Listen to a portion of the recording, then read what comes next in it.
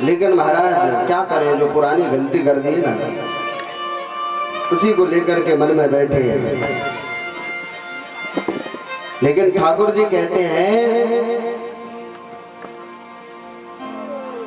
कि महाराज जब भाव बन जाए तभी सेवा में तुरंत लग जाओ, देर मत करो। जैसे जीवन में गुरु होना अति आवश्यक है। यहाँ पर गुरु दीक्षा कौन कौन ले चुके, हाथ खड़ा करें, एक बार इनके लिए जोरदार ताली की सेवा करें। महाराज जीवन में गुरु होना अति आवश्यक है। बगैर गुरु के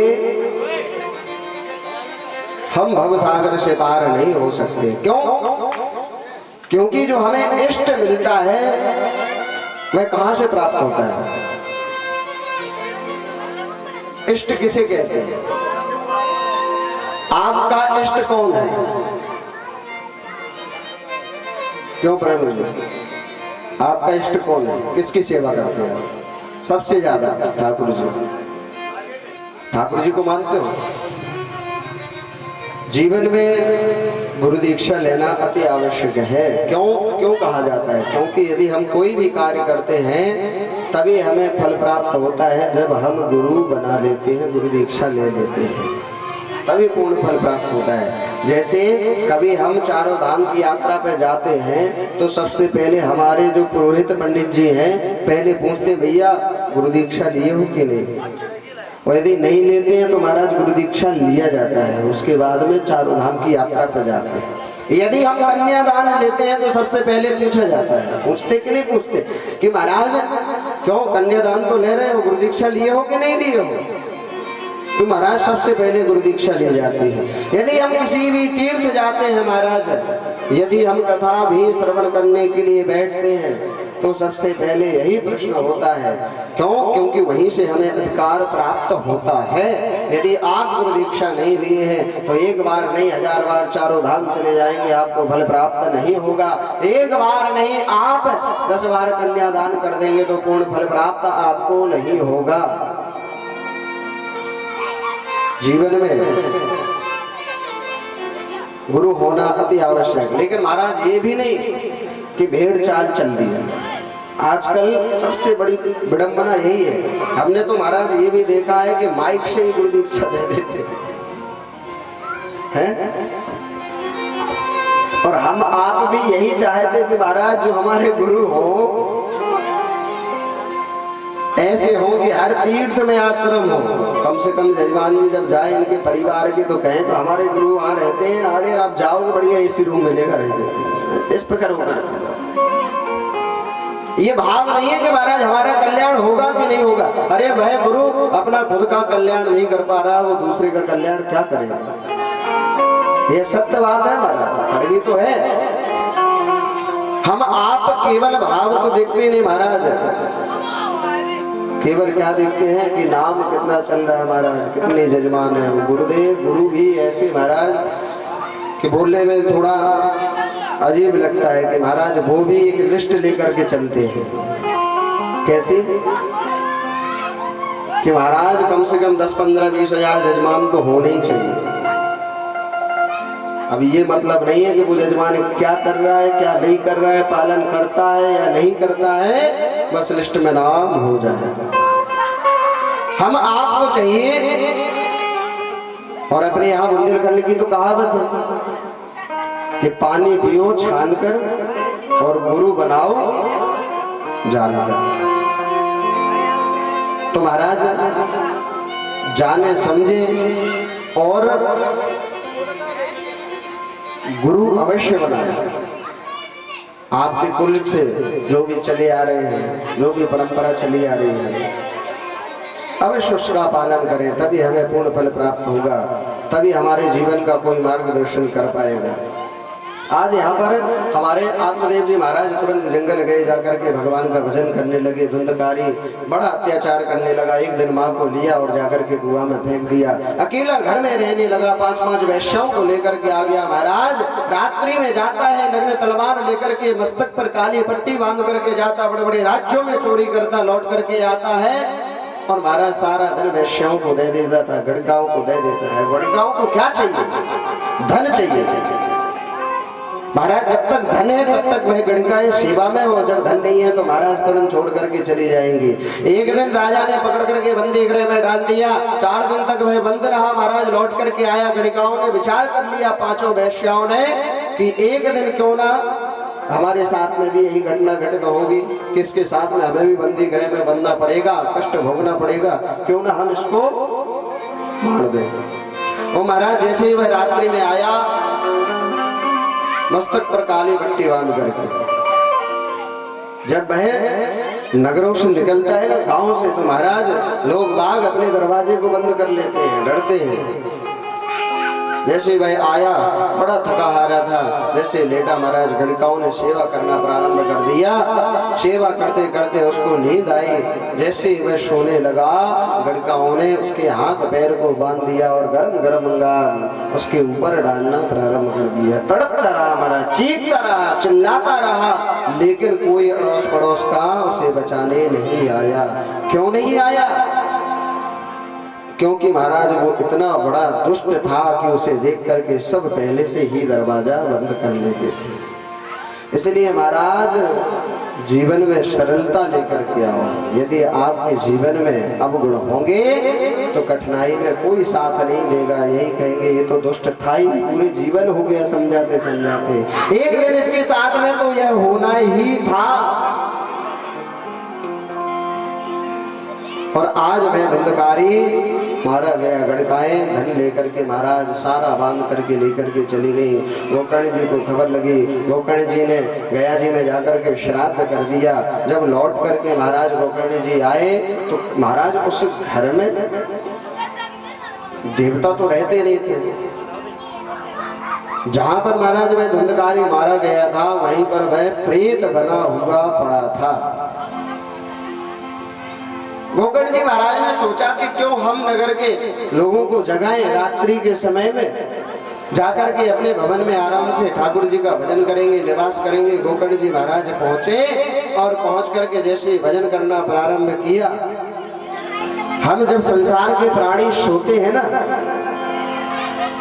तो महाराज उसी समय जो भक्त होते हैं, जो सन्यासी होते हैं, जो संत महात्मा होते हैं, उस समय वह भजन करते हैं।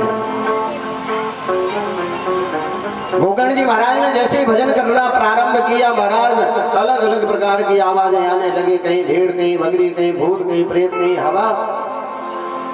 गोकर्ण जी महाराज ने अंजलि में जल लिया और जैसे ही सिंचन किया, आवाज आई, अहम भ्राता तुदीयोष्णी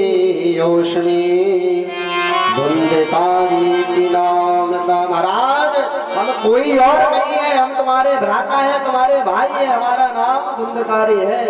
गोकर्ण जी महाराज ने कहा, रे हमने तो तुम्हारा जाकर के गया जी में श्राद्ध कर दिया था, पर तुम यहाँ कैसे पड़े हो?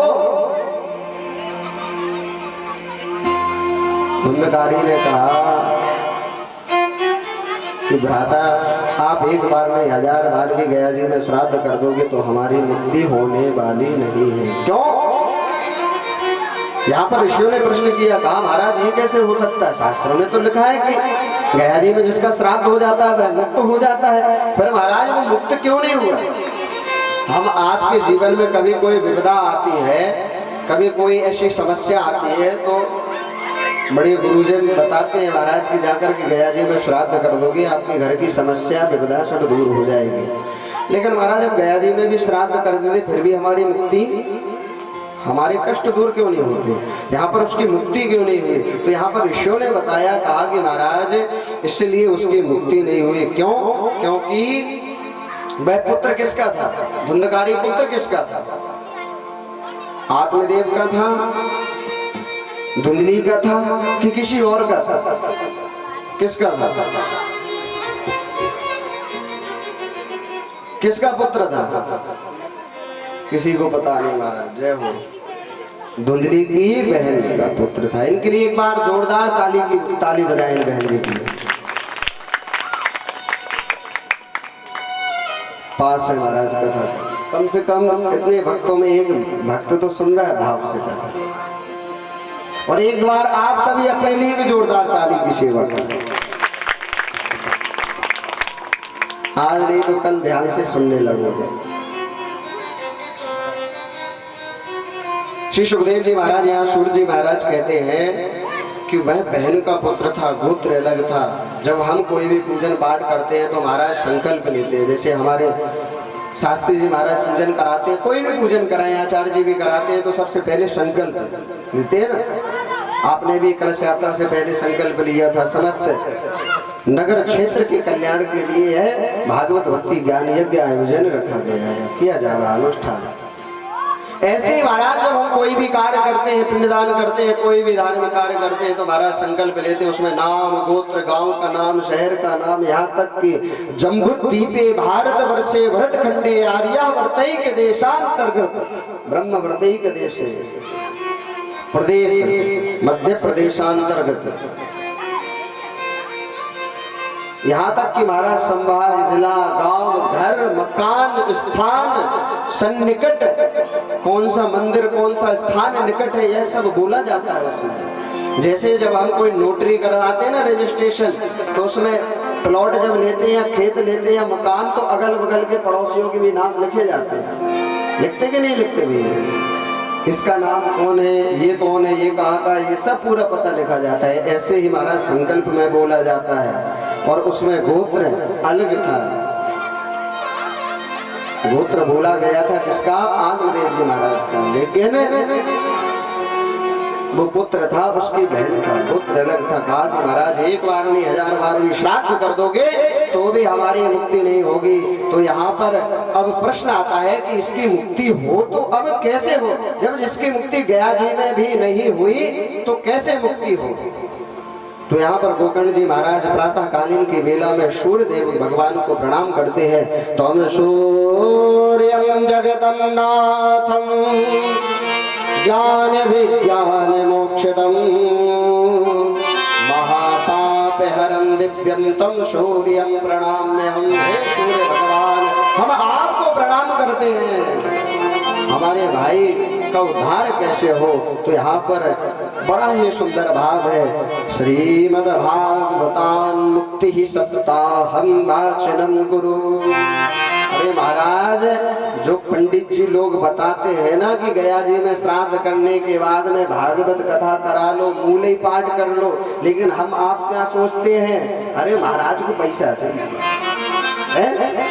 बस 5000 रुपए खर्च करा लेंगे, गया जी में भी हुआ है, फिर भी महाराज मुक्ति नहीं मिली, तब जाकर के इनके मूल पाठ में मुक्ति हो जाएगी। यही बोलते ना।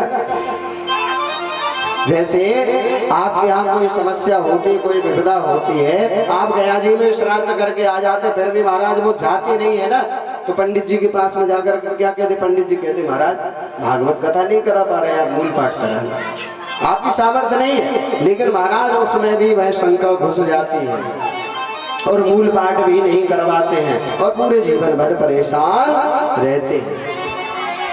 केवल एक ही अनुष्ठान ऐसा है, श्रीमद् भागवतान मुक्ति सप्ताहं वाचनम कुरु। यदि आपके परिवार में, आपके घर में कोई अकाल मृत्यु हुई है तो महाराज केवल उसकी मुक्ति इसी से हो सकती है। आप बागेश्वर धाम भले चले जाएं, आप कोई भी धाम चले जाएं, कोई भी दरबार में चले जाएं, मुक्ति केवल भागवत कथा से ही होती है। वहां पर सब बांध करके रख लेते हैं और महाराज बड़े बड़े यज्ञ अनुष्ठान भागवत होती है, तब जाकर के उनका उद्धार होता है। आप किसी भी दरबार में चले जाए, यहाँ तक कि मेहंदीपुर बालाजी चले जाए, सालासर चले जाए महाराज, वहाँ साल में 1000 अनुष्ठान भागवत जी के होते हैं। और इसलिए कहा जाता है कि महाराज नगर के कल्याण के लिए एक बार साल में भागवत अवश्य करवाए, मूल पाठ अवश्य करवाए। कि हमारे गांव में यदि कोई भी ऐसी घटना घटित हो तो हमारे गांव में कभी कोई समस्या ना हो, कोई विपदा ना हो। महाराज घटना घटित हो जाती, जिस रास्ते पर उस रास्ते से कोई गुजरता है ना, तो महाराज अनेक रूप में दिखता है। और ये घटना आप लोगों के सामने भी घटी होगी कई बार। उन सभी जीवों की मुक्ति इसी से ही होती है और इसीलिए इसको प्रधान बताया गया है। जैसे ही कहा श्रीमद् भागवतान मुक्ति सप्ताहम वाचनम गुरु, तो महाराज बड़ा सुंदर स्थान देखा, कहा भागवत कथा कहाँ की जाए। तो एक सुंदर वन था, बांस का वन, और उस वन में महाराज बड़ा सुंदर स्थान, एक व्यास मंच बनाया। गोकर्ण जी महाराज विराजमान हुए, आसन बिछा दी और कहा कि भाई आकर के विराजमान हो, तुम्हारी मुक्ति के लिए हम कथा कहते हैं, कथा श्रवण कराते हैं, आकर के सुनो। लेकिन महाराज वो प्रेत कैसे बैठे? प्रेत अब हम आपके जैसे तो होता नहीं, आपने देखा प्रेत को? हवा कैसे कलर की होती, कोई बता सकता